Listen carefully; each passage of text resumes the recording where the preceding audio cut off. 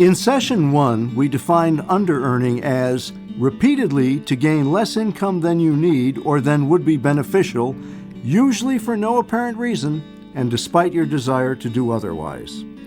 We define freedom from underearning in its essential form as regularly to gain income that is enough to meet your needs in a humane way.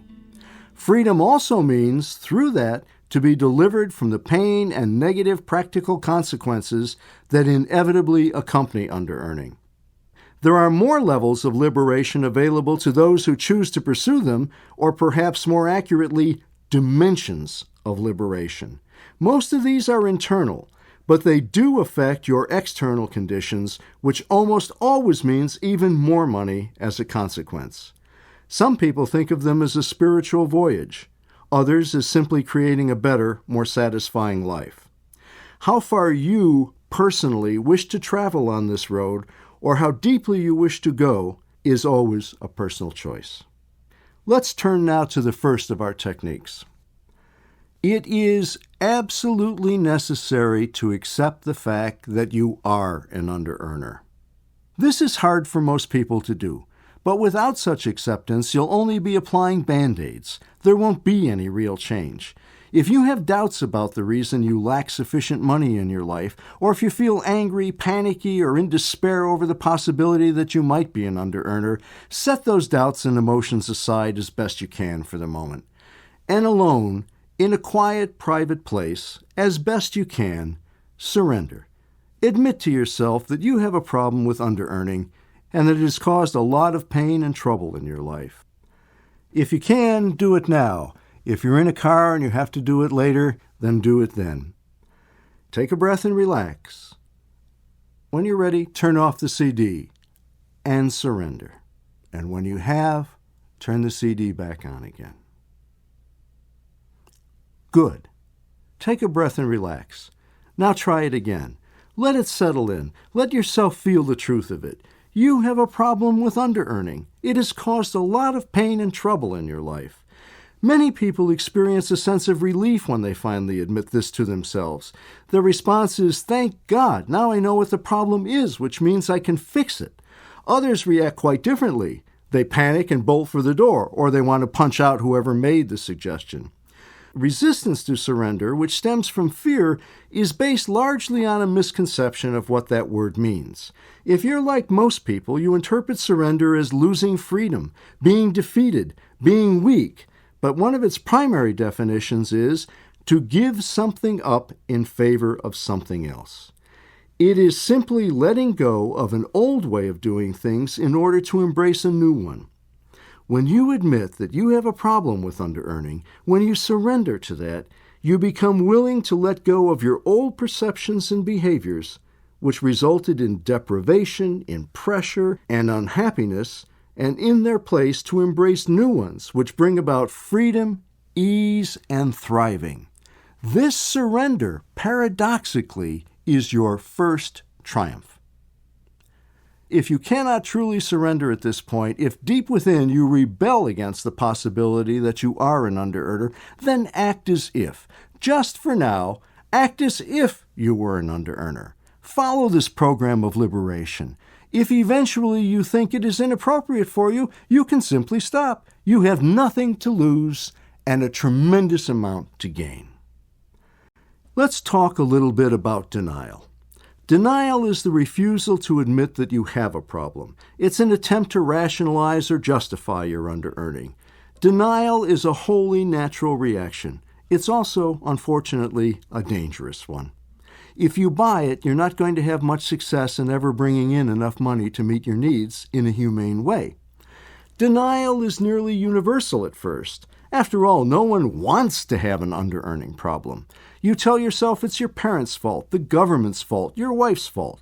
It's the economy's fault, the patriarchy's fault, the bank's fault, the credit card companies, your boss's fault, society's fault.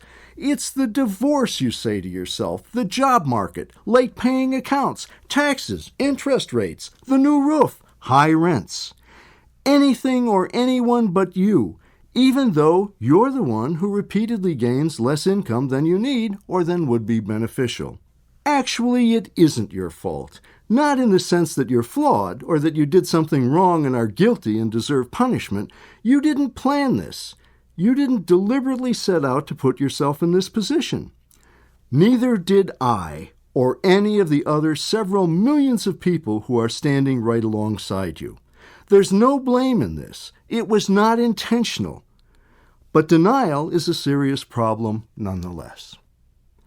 Sometimes denial can be subtle. Hillary, a writer, resisted the idea that she was an under-earner for quite some time. When finally she allowed that she did have a bit of a problem here, she began to refer to herself as a temporary under-earner, imminently to become an over-earner. By using the word temporary, she continued to deny that she was an under-earner and suggested instead that this was only a passing condition, not typical of the normal state of her life. So Hillary continued with brief interruptions to under-earn, until the point, tentatively, where she began to think and behave as if she might truly be an under-earner, perhaps even a compulsive one. Then, steadily, her income began to rise. Resistance to this idea of being an under-earner, especially to being a chronic or compulsive under-earner, is quite reasonable. It would seem at first glance that if I am a compulsive under-earner, then I'm condemned to continue under-earning compulsively for the rest of my life. But actually, just the opposite is true. By admitting that I am a compulsive under-earner, I can finally begin to take the steps to overcome my under-earning. Sometimes, too, there's an element of superstitious thinking in denial. A fear that to call oneself an under-earner will be to create the reality, that to use a demon's name is to summon the demon up. Psychologically, there's a grain of truth in this. But the fact remains that if one is an under-earner, then no amount of denying it is ever going to change that. Indeed, it will only worsen the condition. So to combat denial, 1. Freely admit that it's there. Tell yourself that of course you'd rather not be an under-earner. Who would? But recognize that personal preference doesn't change the facts. I would much rather be 6'2" and have a full head of hair again. But I'm not, and I don't. I have preferences, but they don't change the facts. 2. Listen to the first session again. Remember that the material there isn't theoretical. It's been drawn from the lives of countless people who are in serious trouble with under-earning. Write down the number of times you find yourself there to impress the fact upon yourself. 3. Remember that you're not unique. Having this problem doesn't place you with a tiny minority who somehow haven't been able to make things work. There are literally millions of Americans in precisely the same situation. 4. Drive home to yourself that surrender doesn't sentence you to a life of poverty and difficulty. Just the opposite, it's your first step on the road to freedom from that, on the road to the abundant life. 5. Proceed as if you didn't have any denial. Don't let it sidetrack you from your purpose. Denial is simply that, denial. It can't force you to do anything. You can go right ahead with this program despite denial's presence. In time, with repeated constructive action, its grip will lessen. Sometimes denial goes dormant a while, only to pop up again later. It often reappears after you've begun to reverse your situation and the stress is easing, or with a large influx of money from whatever source. Everyone has such moments. My own internal dialogue usually goes something like this. You know, I really appreciate all the help and good wishes, and indeed, it was quite useful, but I think there's been a misunderstanding here. You see, I was simply depressed after my divorce. It was a slow time in my career, I had some large responsibilities, and I made a couple of mistakes. That's really all there was to it. I'm fine now, so thanks a lot and all the best to you. I'll be moving on now. This kind of thinking is a one-way ticket right back to the place you started from. If denial does resurface later and you're tempted to say thanks and so long, return to this part of this session and go through the defusing procedures once more. Now I'm going to talk about what I call the 3 do-nots. One definition of insanity is to keep doing the same thing over and over again and expect different results. It is helpful, therefore, to establish a threshold of behavior to avoid one day at a time if you want to become free of under-earning. If you avoid a certain conduct one day at a time, it is difficult, if not impossible, to continue under-earning. There are also actions to take which are beneficial, but those will be presented in the following sessions. Here we are concerned with what not to do. The first, do not. Do not debt. I'm going to make a small aside here. Debt is a noun. It has never been used as a verb. But many years ago, when I first started to work in these areas, I coined the word as a verb, to debt, which helps us distinguish the use of such money from other kinds of spending. So I'm going to use it from here on in this program as a verb. You'll also hear me refer to this as debting. So, the first do not is, do not debt. It is necessary as an initial step to stop the overt behavior connected with under-earning. Only then is it possible to work effectively on the elements that underlie it, such as dysfunctional perceptions of money and self in relationship to money. Unless the behavior is stopped first, liberation is not possible. Debt is a form of poverty, and one of the cruelest. It gives you the illusion of having more money. When you use credit cards, department store charge accounts, overdraft checking privileges, when you let a bill go unpaid or take salary advances or loans from institutions or friends, then you think you have more money than you do. You think you're bringing in more of it than you actually are. Unsecured credit, debt, is the most common and frequently turned to enabler under-earners have. Borrowing money or using credit only helps an under-earner to delude herself, only staves off the consequences, the inevitable bottoming out, a while longer. How, if you continue to borrow money to meet your basic expenses, do you expect that you will ever stop under-earning? The very act of borrowing, of using credit, of not paying a bill on time is a clear signal that you are gaining less income than you need. And so long as you consider the use of some form of credit to be a valid option for meeting your needs, then it is nearly impossible that you will ever become free of under-earning. Not debting can be a large subject in itself, and we'll be talking about it later in another session. The most important point to make about it here is that if the commitment not to debt, one day at a time, is unconditional, then ways will always be found to succeed at that, to cut expenses, or more importantly, to bring in more money. And that is the beginning of liberation from under-earning. The commitment is what empowers. So what if you're not an under-earner? Or you are an under-earner, but you've never carried much in the way of ongoing debt? Is it necessary for you, too, to avoid using a credit card when you go out to dinner or charge a television set at a department store? If you are such a person, if you pay your credit card balance in full each month, if you're never late with your rent or a mortgage payment, if you hardly ever dip into your checking overdraft privilege, and you have rarely borrowed unsecured money, then, while it's still advisable and desirable, it is probably not absolutely necessary for you to forego using unsecured credit. But please, don't delude yourself here. If you have or have ever had any trouble at all with debt or unpaid bills, then you need one day at a time not to incur any new debt. This is the largest single contribution you can make toward your liberation. You'll find that not incurring new debt is easier to do than you thought as you work the other parts of this program. Reciprocally, not debting will in turn help you work those other parts more easily. As relentless as was our decline while we were under-earning, so in the reverse is our liberation. Freedom from under-earning is progressive. For one day, just for today, do not debt. It's simply good advice, period. The second do not. Do not take work that pays you less than you need. Now this would seem obvious, but for under-earners it isn't. An under-earner nearly always takes work that pays him less than he needs. Under-earners do not see that the employment they obtain, the assignments they accept, the contracts they sign, and the projects they undertake nearly always bring them less than they need to meet their basic expenses, or just barely enough with only a little left over. Under-earners do not relate the money they accept to the amount they have to spend in order to live. This blindness occurs for several reasons.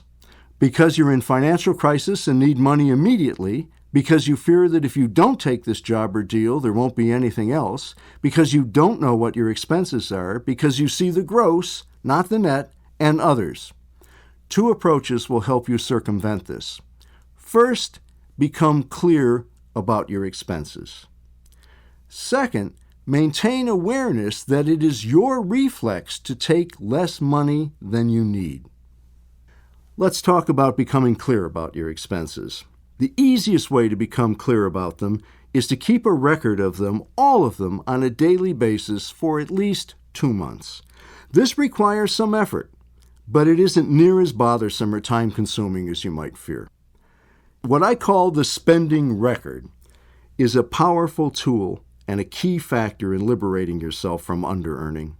It is so helpful, in fact, that most people who get free of under-earning decide to keep one on an ongoing basis. You'll see an example of this in your workbook. I will tell you myself that I have been keeping a spending record for a little bit more than 20 years now. The spending record is not a budget. It is simply a record of the money you actually do spend. It allows you to see, possibly for the first time, how much you spend and precisely where your money is going. All you need to do is jot down the amount when you make a cash expenditure and note what it was for. Some people keep a little spiral notebook in their purse or briefcase. I carry a pen and a folded piece of paper in my wallet. When you pay for something by check, be sure to record in your checkbook what that check is for, such as household furnishings, clothes, or recreational equipment. A check simply written out to Macy's, for example, with no other indication, doesn't tell me what that money was spent on.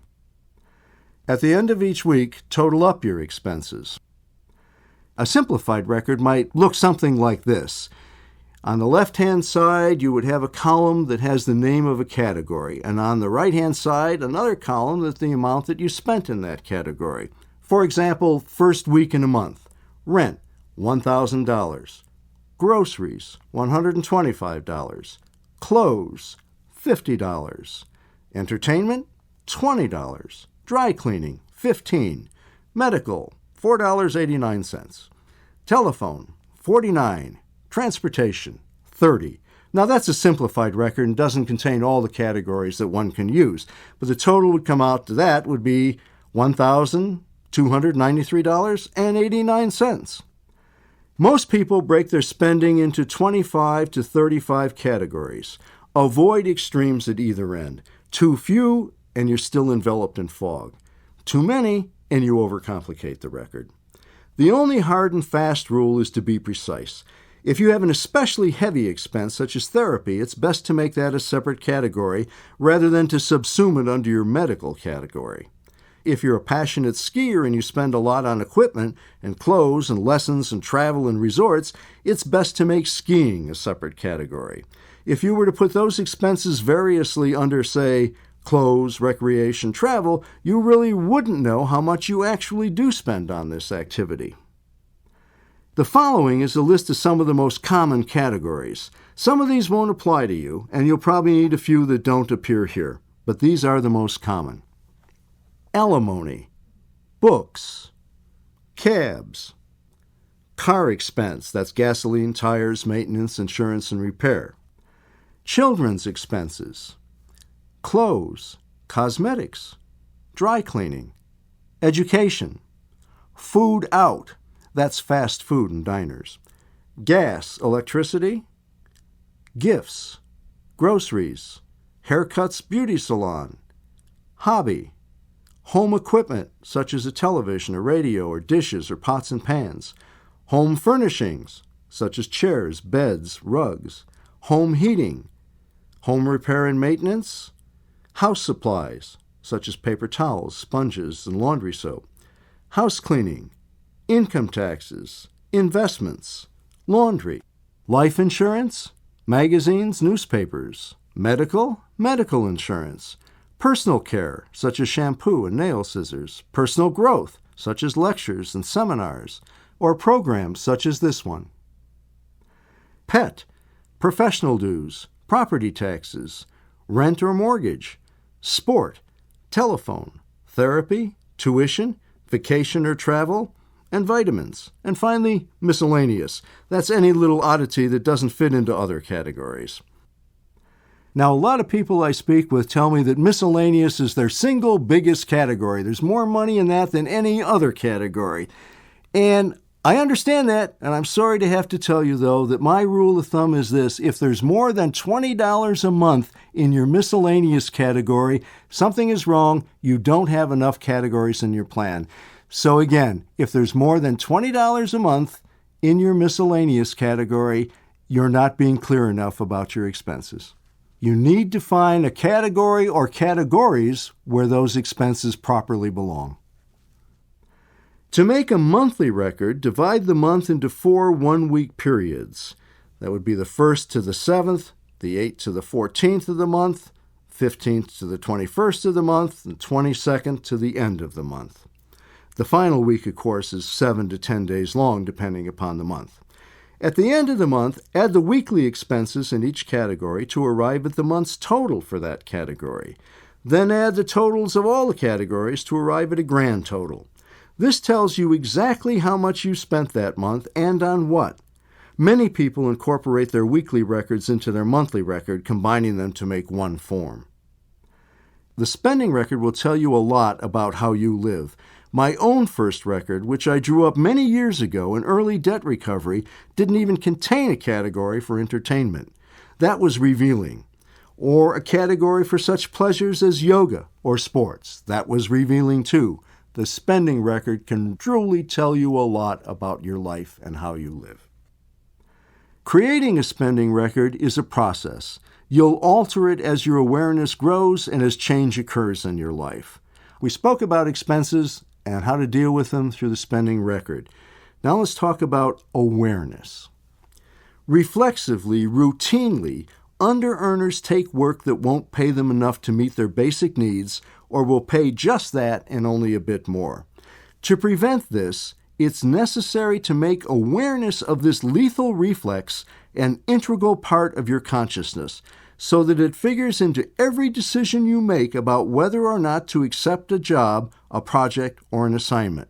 We're going to address it briefly here and discuss additional techniques around it in later sessions.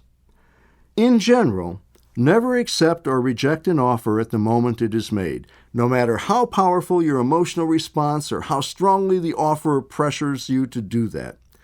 The exception might be when the offer comes after a period of negotiation and you're clear on what your requirements are, or when the money involved is so extreme either way that, taking a moment for reflection, you are certain whether it would be to your benefit or not. Otherwise, intervene in the process that makes you reflexively, routinely, take work that pays you less than you need and say something like, "Thank you. That's an interesting offer. I'd like to think about it and get back to you. What would be the best time for me to call you tomorrow?" Give yourself at least an hour's grace in which to measure the offer against your needs, about which you have clear knowledge now because of the spending record and your disposition to under-earn. If the job won't meet those needs, which includes spending for recreation, entertainment, and all those categories that make life enjoyable, along with amount to put into savings or investments, then with real thanks and appreciation, for it is never anyone's fault that what he wishes or can afford to pay you doesn't coincide with what you need to earn, decline the offer. To accept it would be consciously to under-earn. In a later session, we'll discuss what to do if you're already working at a job that isn't paying you enough to meet your needs. For one day, this day, turn it down. For one day, this day, one day at a time, do not take work that pays you less than you need. The third do not is do not say no to money. Under-earners evade, avoid, and deflect money like running backs hurtling toward the goal line of poverty. Touchdown! Do not say no to money. Do not evade it. Do not avoid it. Do not deflect it. Do not say no to money. Let it into your life. We are talking, of course, about money that meets the first two criteria: money that isn't debt and money that isn't less than you need.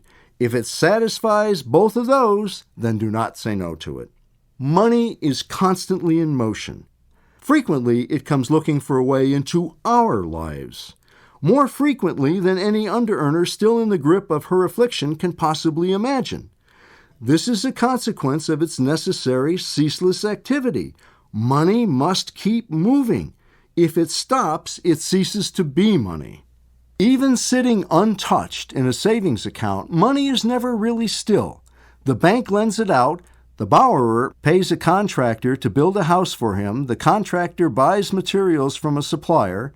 The supplier pays his utility bill. The utility company uses it to pay its employees. Its employees buy food, clothing. Money is never motionless. And in its movement, it approaches under-earners as often as it does anyone else. But under-earners evade it, avoid it, and deflect it. Most of us short-circuit several potentially profitable notions every day.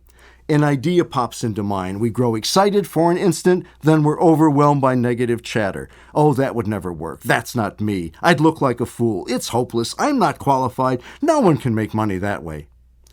The idea quickly slips away. We do nothing and continue to languish, yearning for a life we don't have and wishing things were different. We evade money by not following up. Cy, a psychotherapist, was astonished to watch himself fail to return a call to a corporate vice president who, after a series of meetings, left a message on Cy's machine saying the company was considering going to contract with him. Would he please call back as soon as he could? We avoid money by blinding ourselves to opportunities.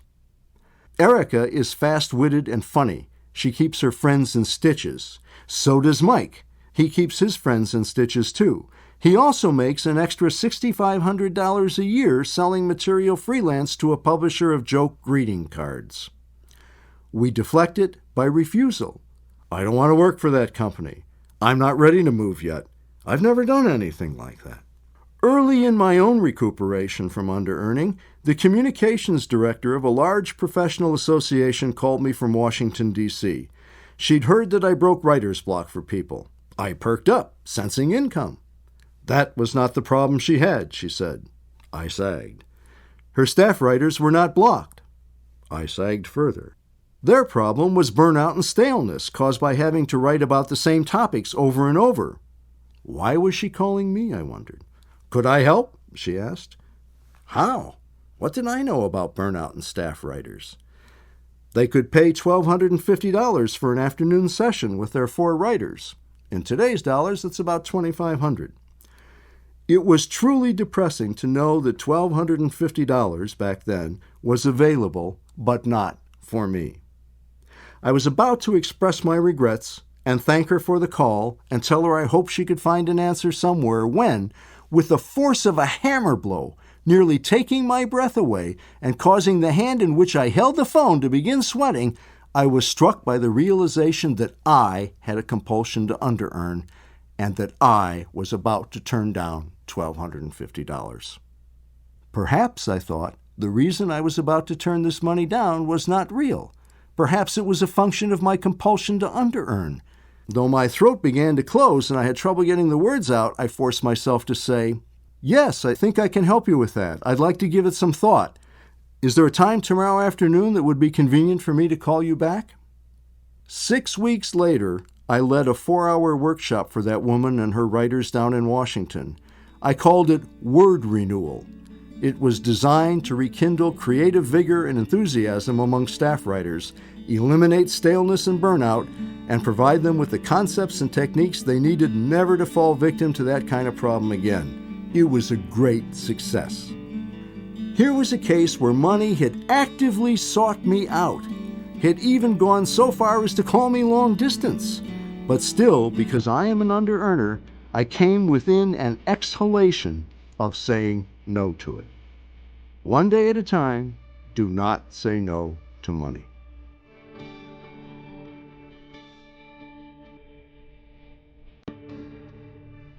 In the first part of this session, we talked about the things not to do to begin your liberation from under-earning. Here we're going to begin talking about things to do. Mostly these are conceptual, addressing your internal world. The practical actions and techniques will start in the next session. Much of your under-earning has resulted from distorted attitudes and perceptions you have about money and about yourself in relationship to money. You need to be at least familiar with the techniques in this session before you can begin to take effective external action. Listen to them carefully, think about them, work with them. First, realize that all economies are personal. You have your own individual economy, which is separate and apart from the national economy. In fact, so far as under-earning is concerned, the larger economy is almost irrelevant. During most of the booming 1980s, when money was washing back and forth through the economy in great tidal waves and Americans were prospering as they rarely had before, I was making very little money. I and many other under-earners. This was not because of any technological, social, or other kind of upheaval that had disoriented me or them. I could argue for that position, in my own case the rise of video and cable TV, computers, changes in publishing, a shrinking literacy rate, but that would be a specious argument, mostly a function of denial. Weren't there some real reasons? Of course there were, but they came and went and I was still under-earning.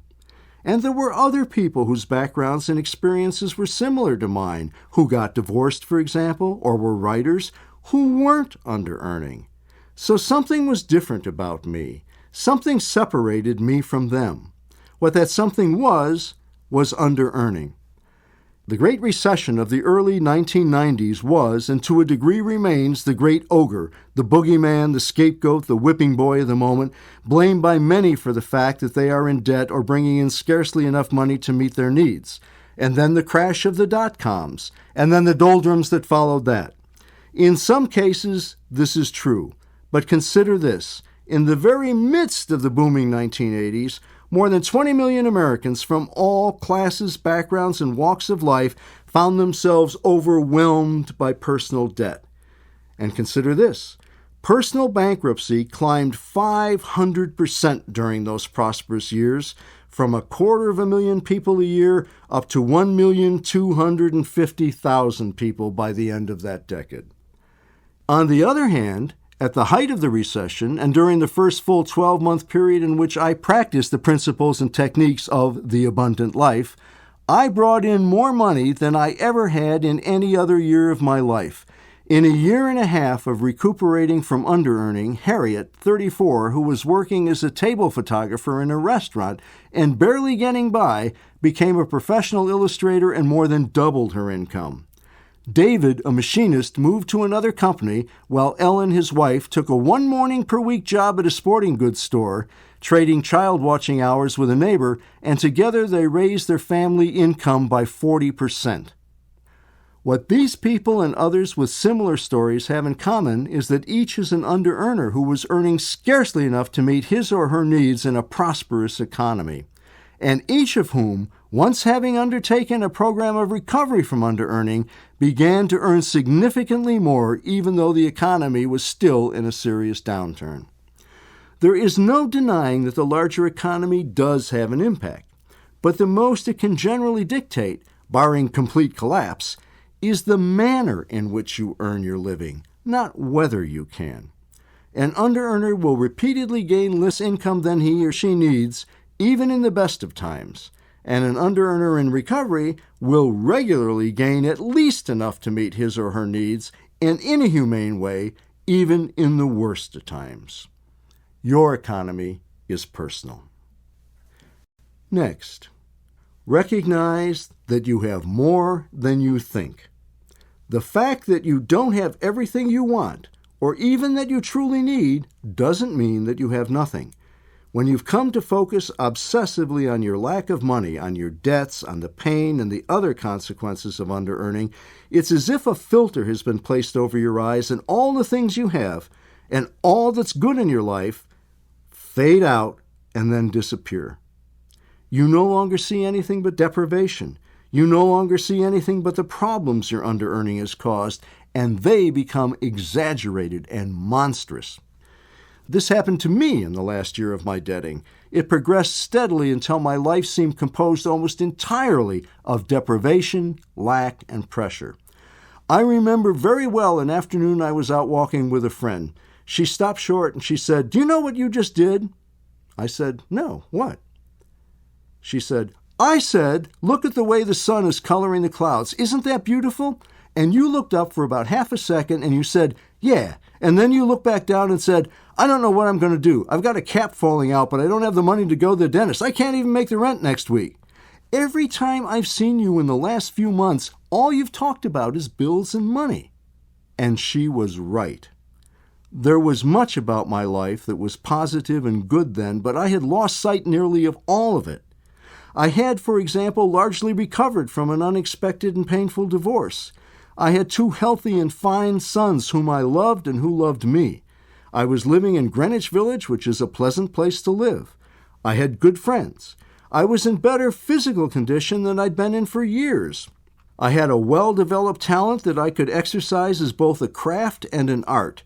I'd achieved a fair amount of popular and critical success over the years, and my professional reputation was strong. I had a good relationship with an attractive and emotionally generous woman. No matter how pressured or impoverished you perceive yourself to be, realize that you have much, much more in your life that is good and pleasurable right now than you've led yourself to believe. Here is a simple but effective way to begin to reverse this perception and to show it up for the distortion that it really is. Sit down with a pad, or just turn to your workbook. Across the top write, "Things in my life for which I am grateful," or "Things in my life I appreciate and enjoy." Now, list everything you can think of. Some people nearly gag over this idea. How can I do that when I'm in so much pain, when there's so much I don't have or so much I've lost, when everyone else has so much more than I do? That's the point. To say that you're too worried and depressed over the lack of money in your life to make such a list, that you'll have to wait until you feel better, is to put the cart before the horse. It's making the list that will help to improve your emotions, to clear your vision, and as a consequence, begin to improve the quality of your entire life. Some of the things a list like this might include are: I'm healthy. My kids are great. My sound system. My dog. I play a great game of tennis. My husband loves me. My library. The house. I'm good looking. My friends. My computer. The high ceilings in my apartment. The Chicago White Sox. My camera. The gym. The oak tree. My firm mattress. My lover. My jewelry. The dishwasher. My camping gear. I dance well. The antique water pitcher. My digital answering machine. And all the rest. At intervals of 6 months or so, make out a new list. This will help you to become and remain more aware of all that is good and valuable in your life and help prevent you from slipping into gloom and self-pity and the underearning that follows.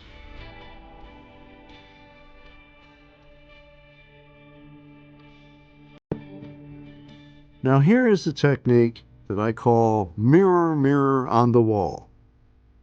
And what we're going to do is look into a mirror, not to ask who's the fairest of them all, but to get an honest look at ourselves as an underearner. Sit back and become comfortable. Breathe. Relax. Know that right now at this moment, you are perfectly all right. You have everything that you need right now at this moment. On your pad, or go to your workbook, write the heading Underearning. Beneath it, list all the ways you can think of in which you have actively or passively underearned over the last 12 months. Don't bother classifying them as active or passive. The purpose is to help you see the ways rather than to divide them. For example, sought work for which you weren't qualified. If self-employed, spent a lot of time on projects that weren't going to make much money. Incurred heavy expenses.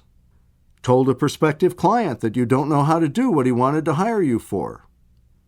Exhausted yourself during non-working hours.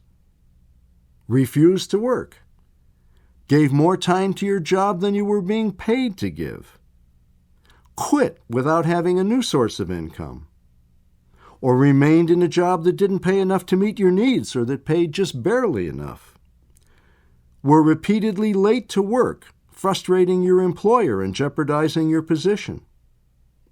If self-employed, took frequent mornings, afternoons, or even entire days off, failed to ask for help or advice, spent money you didn't have by using a credit card, going into your overdraft privileges or the like, let other people support you, failed to use your abilities or time in an income-producing way. When you're done with this list, draw a line under it. Now make a second list. Here, write down all the ways in which other people you know under-earn. By setting low fees, for example, insisting on getting things their way, continue to employ unproductive employees. Now get creative. Add every other way you can think of. Claiming emotional problems prevent one from working, arguing constantly with coworkers and supervisors, not honoring commitments. When you're done with this, take a good look at these lists. They're a lot longer than you would have imagined, aren't they? And they all add up to the same thing, under-earning.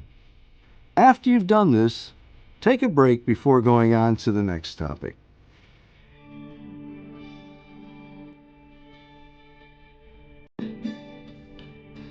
This is another discovery process. Again, you'll find this in your workbook. Breathe in, breathe out. Let your body relax. At the top of your pad, write emotions. Now list 5 emotions you have about money. Don't spend a lot of time searching within or debating with yourself. Just be open. The first 5 that come to mind will be fine. Do it now.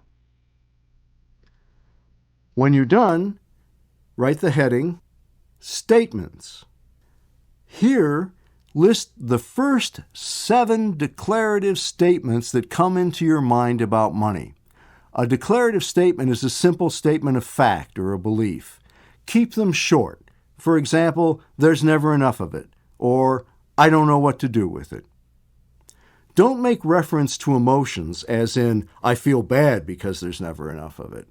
You've already listed your emotions about money. Here we're sticking to simple statements of fact or belief. Make these lists now before you go any further. All done? Good. Take another breath. Exhale and relax. Now look back over the emotions you put down. This list reveals to you what your primary feelings are about money, possibly allowing you to see them with clarity for the first time. Now look over the declarative statements you put down.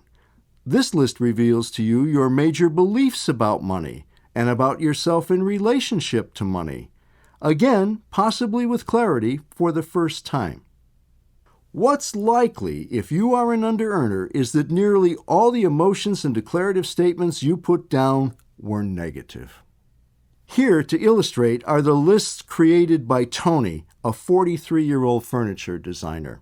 Under emotions, Tony listed rage, frustration, despair, longing, sadness. Under statements, he wrote, there's never enough. I try and try, but nothing ever works out. I don't know what to do. I want to scream at people with money. Life is not fair. I'm too old, too worn out to make it. And finally, it's hopeless. I can't make enough. When negative beliefs like this are backed up by powerful negative emotions like these, they tend to be self-fulfilling to create their own reality in your life. That is why it is so important for you to know what's really going on within you. Ruled by such beliefs, but only partly aware of them, or even not at all, you will have a difficult time trying to liberate yourself from under-earning. All right, you might reasonably ask, so now that I know what they are, what do I do about them? There are many techniques and processes that can help you transform such beliefs into more positive ones, or at least to neutralize their impact on you, and we'll be discussing them in later sessions. But the very first of these is to begin with possibilities that originate within our own selves. We are wiser than we think once we grow quiet. We intuitively know more of what would be good for us and helpful to us than we suppose. Turn to a new page. Breathe again. Relax again. Now write the heading, Things I Could Do to Change My Emotions. Under that, list 7 things you could do to change your emotions about money. Let your imagination run free. You don't have to do any of these. The point is only to show yourself that there are ways to change, ways you never even realized or considered before. Some of your ideas, obviously, will be more desirable than others. When you're done, breathe, exhale, and relax. Now, write the heading, Things I Could Do to Change My Beliefs.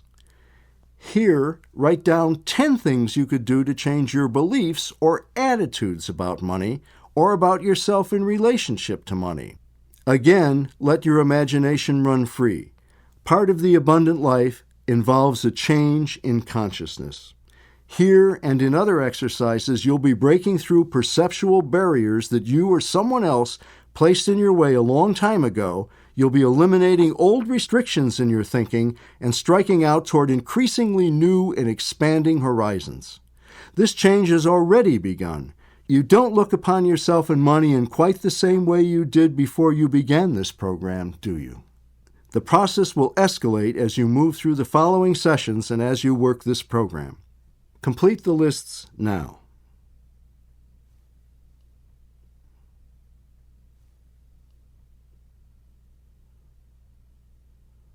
Have you completed them?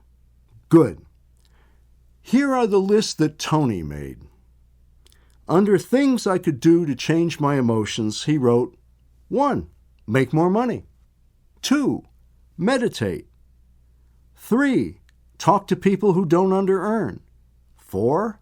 Talk to people who have freed themselves from underearning. 5. Watch comedy shows. 6. Read spiritual literature. Here is what Tony wrote under the heading, Things I Could Do to Change My Beliefs. 1. Go into therapy. 2. Take a course on money.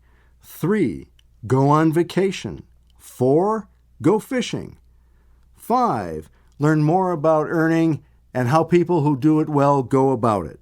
6. Join the Industrial Design Society. 7. Write affirmations. 8. Take responsibility for my own situation. And then Tony wrote, yeah, after that. 9. Give up and admit I don't know what the hell I'm doing. 10. Eat pizza. Now, Tony's lists were just that, Tony's lists. They were his ideas, some more effective than others, some more appealing than others. Making the lists was an important early step for him. They gave him a clearer vision of himself with money than he'd ever had before, and they offered him some real, practical ways to bring about constructive change. I include Tony's lists here with his permission only to serve as a model. It's important for you to create your own lists out of your own being in response to your own needs. Write out a new set every 6 months. You will have changed during that time, and keeping current with yourself will help you take advantage of your new strengths and to recognize other areas in which it would be useful for you to work. Next, let us count the ways. This technique is to help you think outward in new and innovative ways. It has 3 parts. Sit down with your pen. You'll also find this in your workbook. First, write the heading, 100 Ways I Could Bring More Money In. Under that heading, list 100 ways you could do just that, from the realistic to the fanciful, even the farcical. Remember, you don't have to do any of these. Let your imagination run free. Be as wild and as improbable as you can. You'll discover that one idea triggers another. To your surprise, you'll probably find that in only 10 or 20 minutes, you will have come up with many more ideas than you would have thought possible. Not all of these will be equally feasible, of course, especially if you truly have been thinking in a zany way. Some will be useless or actions you would never take under any circumstances. That's fine. The point is just to get down as many of them as possible. If I list 100 actions out of which only 10 prove useful, I've still shown myself 10 more possibilities than I would have if I'd simply sat around wishing things were different. It's opening up your thinking that counts. Your list might start off something like this: 100 ways I could bring more money in. Babysit. Go into management. Ask for a raise. Work Saturdays. Write annual reports. Move to another city. Change jobs. Finish my college degree. And so on, all the way down through 100 of them. If you can't come up with 100, don't worry. Just do as many as you can and come back to the list later in a day or two. Now turn to a new page. At the top, write 50 ways I could cut expenses. Cutting expenses is not a desirable tactic for an under-earner in the long run. In fact, it can be damaging. An attempt to solve the problem by shrinking your life to match an insufficient income rather than by increasing your income. But used judiciously, it can help in the short run to avoid new debt. Incurring debt, of course, is deadly. Nothing enables an under-earner to continue under-earning as effectively as incurring unsecured debt does. The first 10 items on your list might sound something like this. Remember that except for an occasional item like the spending record, most of the entries will be temporary measures. 50 ways I could cut expenses. 1. Iron my own shirts. Brown bag lunch to work a couple of days. Write letters or send emails instead of making long-distance phone calls. Carpool. Move to a more economical apartment. Paint the house ourselves. Cook dinner for my date at home rather than taking her or him out. Keep a spending record. Rent a video instead of taking the family to a movie. Use community facilities rather than a private health club. And so on down the list. Now turn to a new page. On it, write the final heading, Ways I Could Get Something I Need Without Debting. First, put down general ways you could get things you need without debting. Then select certain items or services for which a need might rise without warning, such as a car repair, and come up with actions you could take to fill that need without debting. The following list contains some suggestions. Keep in mind that as you progress, you'll be operating out of steadily increasing income. Ways I could get something I need without debting. First, general ways. Review the necessity of each expenditure with scrupulous honesty. If I don't absolutely need to make it, defer it till a later date. Empty the container into which I toss my loose change. For most people, this gives them an immediate $20 to $200. Liquidate an asset such as a stock certificate or bond, even if I take a loss on it. Begin building a contingency fund, no matter how little I can contribute to it each week. Barter. My expertise in any area in exchange for someone else's I need. For example, clerical work in your doctor's office for his services, or your legal skills for someone else's carpentry skills. Secure a loan by giving the lender collateral to hold until I pay her back. Skis, an iPod, a bicycle, piece of art. Sell something I own, such as a piece of clothing, furniture, artwork, or a set of silverware that I don't really need or to which I'm not deeply attached. And now, in specific.